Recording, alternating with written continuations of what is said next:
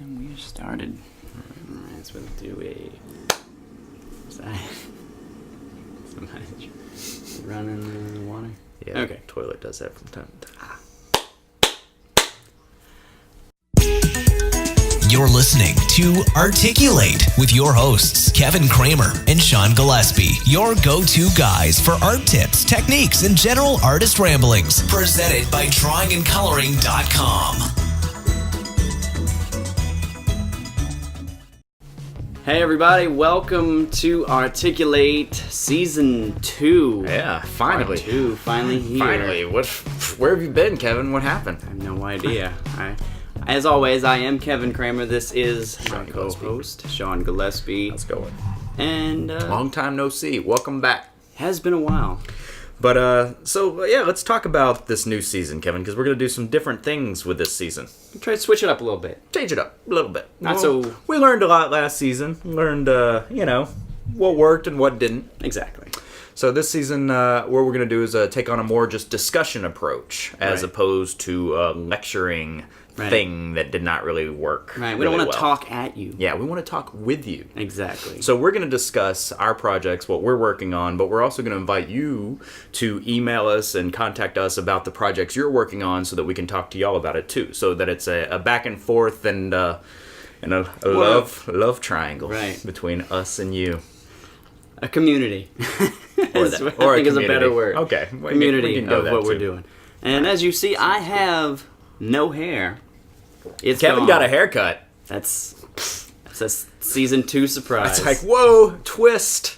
How did that happen? See, things are changing. What prompted the haircut? I don't think you've ever told me.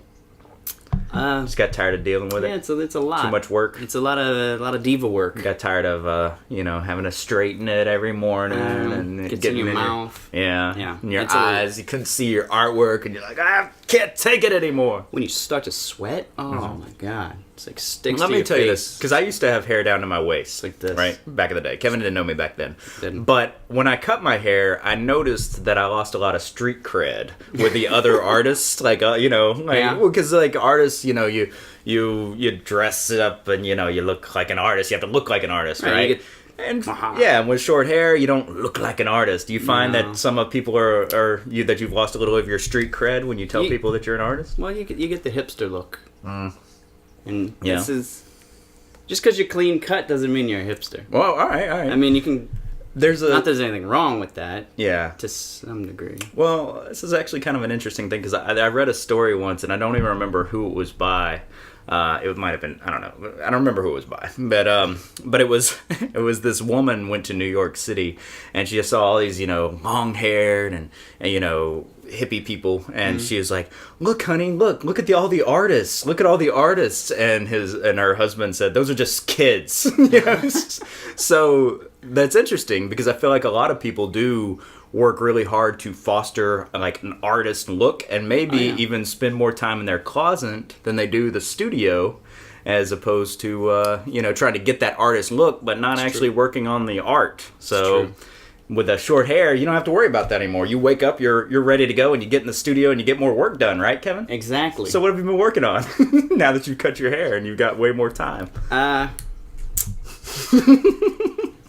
I've worked on a few things. I've worked on a few things. Oh, I don't think the haircut has helped. The haircut helps with the quickness of implementation. Okay. There you go. I don't have to... Because the ponytail gets in the way sometimes. Right, I hear you.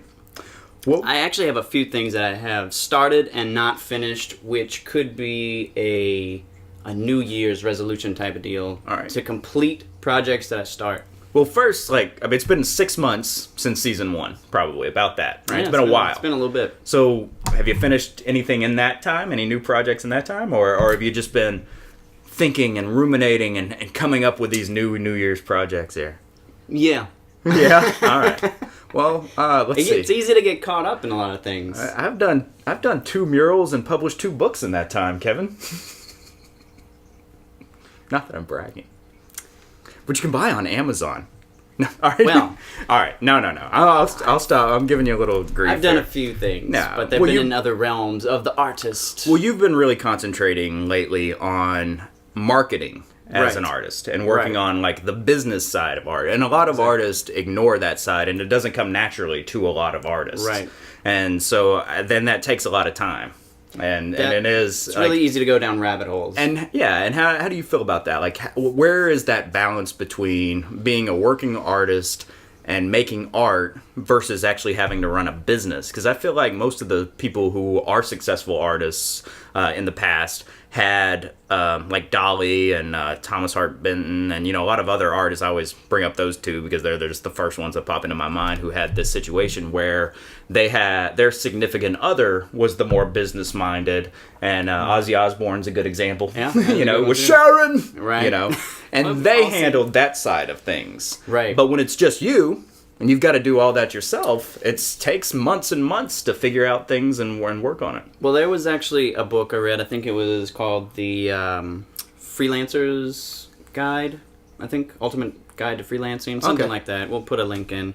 But there was a line in there that said you should be marketing as much as you are creating. So 50-50. 50-50. You create something, you should be working on the business side as just as much. All right. That makes sense. Which is kind of intimidating to think about. That's hard to do. Yeah, because most people who make art, and probably a lot of our listeners, which, you know, chime in and let us know if you feel this way, but you're probably more interested in just doing the creating process and don't want to do the business side of things. And I can't blame you there, because the business side of things, which I've been learning a lot about lately, is hard. It's another world. It's another world. Yeah, because I recently had to create an LLC to get these books out, and it's not that hard to do. You know, if you just throw money at it, you can do it and you create it. But then it's like, well, how do I do this? How do I keep my assets separate? And now, what if I get audited? And what if this happens? I haven't sold anything, so I'm not really worried about it. Right. But if I did sell a book, then how would I avoid? You know, what do I do then? Like, what happens then? It gets scary. So it is hard, especially for creative-minded people to research that. But the good news is there's a lot of books out there. Oh, yeah, definitely. On that. Now, as a painter, you probably don't need an LLC. No. It's mainly when you're going to start selling things to the public that you would need that. Well, even with certain things, I think there's obviously we're not a lawyer or anything like that, but we're not at all giving legal advice here. No. At a certain point, though, I think you just need to get started, and then once you actually realize that that's going to make money, then go out and spend more to get all those things in place, so you make sure that those things are there. Well, the whole point of an LLC, you basically don't want it to stop you from doing the things that you want to do first. And the whole point of an LLC is to protect yourself from your personal assets from lawsuit. Right. So, and when there's so many like print-on-demand companies and things like that, where you're putting your art out there and you're creating a design and you're putting it out there, but what happens if somebody else says, hey, that's my design, I came up with that first, I'm going to sue you.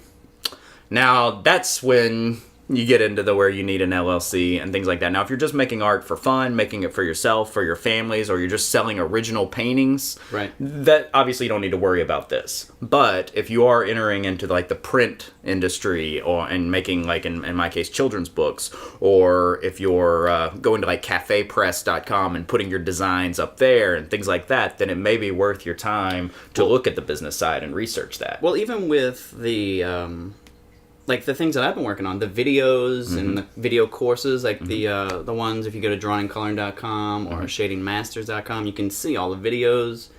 There's images in there that are referenced from other things that I don't own. Right. But there's something that's called the fair use. Right. The fair use law, I guess is what it's called, which it lets you use those things within reasonable amounts. So it's kind of a really gray area as to where, like, you could use something and then not have anyone know about it, or no one contact you, and then is that illegal? Yeah, possibly. Who knows? But then you can do things like where Shepard Fairey got sued for the Hope Exactly. Because he used an Associated Press image of Obama for that poster. I think there's a little bit of spite in that lawsuit.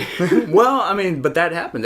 Because when you use reference photos, I think you can only use a certain percentage of the photo. I think it's like 80% or 50%. You can't use, or 20%. Anyway, there's a certain percentage that you can use. You can reference like a piece of a photo, but you can't use the whole image like he did. Right. And so it's fair use. So anyway, so that's when you get into like the business side of things, and obviously that's what you've been concentrating on. This particular podcast isn't necessarily about the business side of things, but that's what you've been working on, and that's what we're doing in this new podcast. Is we'll have some sort of discussion, like we'll have topics that we're discussing, but it's going to be more on a personal level. Like, I've been working with this, and I've had to go through this. What have y'all had to go through? And you tell us things that working artists go through on a daily basis. Right. So we're going to get a little more personal with this stuff. Right. Yeah, really hard to say stuff instead of the words you want to say on the podcast. But well, this is a clean podcast to some degree. That's all right. Nice. So what else we got going here? Nice. So very, very unprofessional this season, Kevin. Very disappointed in you. Well, we have drinks now, so anything can happen. That's another new thing. The drinks. Drinks on the table. Drinks on the table. This is to let you feel like you're joining in the discussion with us. That's true. Like we're all on The View or something. Yeah. The artist view. Show? The artist view. Articulate view. That's not a good name. I don't know. That's not it. But yeah, we're not going with that. I've been working on business stuff. You've been getting into business stuff. Actually. It's the business side of art is. It's another side. It's a whole other. That a lot of people side. try to stick their head in the sand about. But yeah. At some point, if you want to make money with it, you gotta do it. You gotta get it. My recommendation is get a boyfriend or a girlfriend who's good at that and make them do it. That actually is not a bad idea. That's my plan. You can find it on my online dating profile. Well.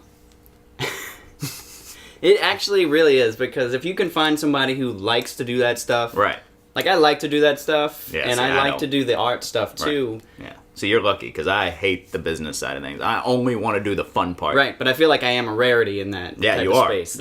You are, because that is not the common thing. But if you can find somebody who does like business, and you do like other stuff, and it's... Yeah, that's the perfect marriage. That's kismet, my friend. Yes. That's kismet. Okay. I don't know. Anyway, so it's going to be a little different this season. We're going to do another podcast next week. It'll be weekly again, and just be more good. So shoot us an email and let us know what you've been up to for the past 6 months. 6 months. I can't believe it's been that long. It's been a while. We got caught up. We got carried away. We got a little busy. We got people caught up. Yeah. So shoot us an email. Let us know what you've been up to. Let us know what you want to see this season, because we're gonna obviously, like I say, this is a discussion now. Right. We're discussing with you. We're all in it together. Exactly. And if you're watching us on YouTube or somewhere else, jump over to articulatepodcast.com and you can see all of season 1 and keep up with us this season. Yeah. Also visit theshano.com. Yeah. Because that's what I've been up to this past 6 months, and it took a while, and so you should visit it. There you go. You want to keep up with us, we'll have all the links below. And I guess that will wrap this one up. I think we've rambled enough. We've rambled enough this one. There's going to be a little more rambling this season, probably. This guy. But, all right, guys. Thanks for tuning in. See y'all next week. You've been listening to Articulate with Kevin and Sean. Subscribe on iTunes or check them out on drawingandcoloring.com. Always reminding you to keep it simple.